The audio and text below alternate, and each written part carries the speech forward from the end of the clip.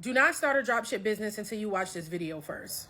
First of all, if you thought dropshipping was a work from home job, you are wrong.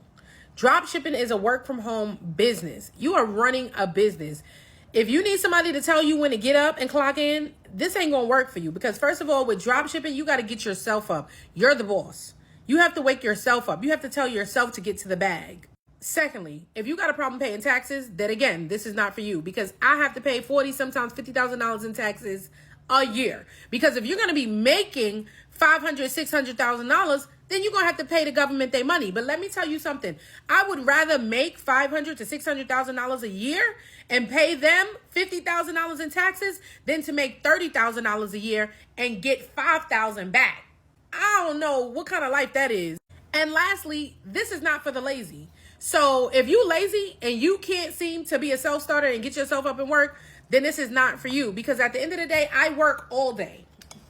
All day.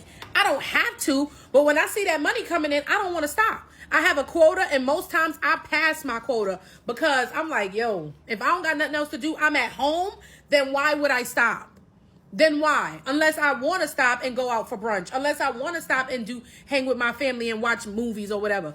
I stop when I want to. If you're not a person who wants to get to that bag first, you want to put everything else, fun and everything else first, this is not for you. If you are a person who want to be a boss and not have a boss, then this is for you. If you are a person who are not, oh, I can't wait until 8 o'clock because I got to get off of work, because you work for yourself and you want to get to that bag, then this is for you, and I can show you exactly how to do it. So come join me on live and let me give y'all these tips.